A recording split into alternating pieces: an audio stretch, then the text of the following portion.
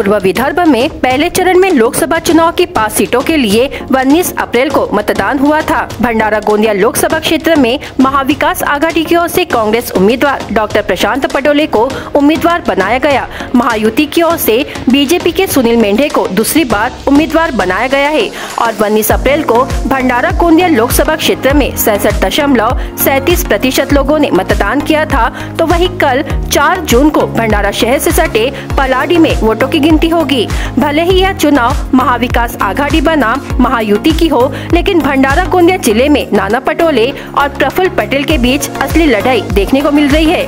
वहीं सबका ध्यान कांग्रेस पार्टी के प्रशांत पटोले और बीजेपी के सुनील मेंढे के निर्वाचित होने पर है, लेकिन दोनों पार्टियों के नेताओं का मानना है कि जीत उनकी ही होगी। इसलिए कल वोटों की गिनती के बाद ही यह तय होगा कि किस पार्टी का प्रतिनिधि निर्वाचित होकर अपने नेता की गरिमा बरकरार रखता है। इस ओर सबकी निगाहें लगी हुई है। हा एक्झिट पोल आहे, भाजप प्रणीत आहे। इथे त्यांनी सायकोलॉजिकल वॉरफेअरची लढाई इथं टाकलेली आहे त्यांनी, जेणेकरून साधारण कार्यकर्ता आणि नेते लोक डिप्रेशन मध्ये जातील आणि त्या 4 तारखेला ते काहीतरी घोळ करतील।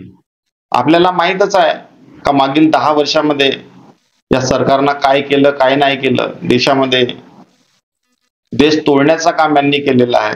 डेव्हलपमेंट शून्य आहे। बेरोजगाराचे प्रश्न असो, पॉप्युलेशनचे प्रश्न असो, शेतकऱ्यांचे प्रश्न असो, यांचा सोडवण्याचा त्यांनी प्रयत्न केलेलाच नाही।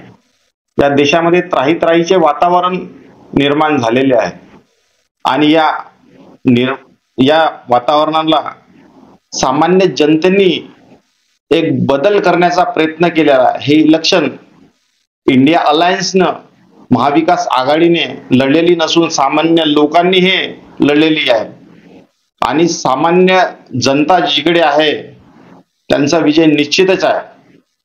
येणाऱ्या 4 तारखेला या देशामध्ये आपल्याला दिसूनच येईल आणि इंडिया अलायन्सची सरकार इथं 100% इथं स्थापित होईल। आपल्याला मी सांगितलंच आहे ही निवडणूक आहे सामान्य जनतेने लढलेली आहे आणि हा विजय त्यांच्याच बाजूने लागणार आहे, हे निश्चितच आहे। ही इलेक्शन जनतेने लढवली असल्यामुळे आणि हा जो एक्झिट पोल आहे हा बीजेपी प्रणीत आहे, त्यामुळे या एक्झिट पोलला लक्ष न देता जनतेच्या एक्झिट पोलकडे आपण लक्ष देण्याची गरज आहे। हे बदलेचे वातावरण सामान्य जनतेने घडवून आणलेले आहे। या अन्यायाच्या विरोधात त्यांनी भरभरून मतदान त्यांनी केलेलं आहे आणि सगळे जनता जनार्दन तसेच महाविकास आघाडीचे कार्यकर्ते सगळे उत्साहित आहेत आणि त्याच्या उत्साहाला फळ मिळण्याचं काम या 4 तारखेला होणार आहे आणि येणाऱ्या या 4 तारखेला महाविकास आघाडी तसेच इंडिया अलायन्सची सरकार 100% इथं स्थापित होईल, हे आपल्याला दिसूनच येणार आहे। नाना पटोलेंच्या 5 तारखेला वाढदिवस आणि 4 तारखेला काउंटिंग आहे। तुमच्याकडून नाना पटोलेंना काय गिफ्ट द्याल? 4 तारखेला माझा विजय म्हणजेच नाना काकाजींचा गिफ्ट आहे आणि येणाऱ्या 6 महिन्यामध्ये विधानसभेची इलेक्शन लागणार आहे। समोर माग जाऊन ते भावी मुख्यमंत्री राहणार आहे आणि येणाऱ्या काळामध्ये ते मुख्यमंत्री बनतीलच, हाच त्यांचा एक वाढदिवसाचा सगळ्यात मोठा गिफ्ट राहणार आहे।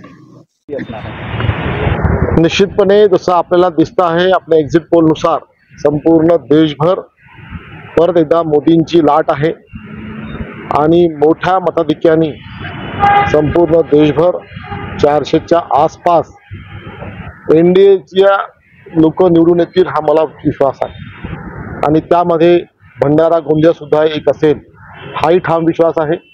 मोठ्या मताधिक्याने आम्ही ज्या मागच्या 5 वर्षात मी स्वतः केलेली कामं आणि संपर्क, आमच्या महाराष्ट्र सरकारने केलेली कामं आणि केंद्राने केलेली कामं, या सगळ्यांच्या भरोश्यावरती आमच्या 5ही वर्ष संपर्कात असलेले आमचे कार्यकर्ते, आमचे नेते, या सगळ्यांच्या मिळून निश्चितपणे आम्ही एक मोठ्या संख्येने ही निवडणूक जिंकू हा मला ठाम विश्वास आहे।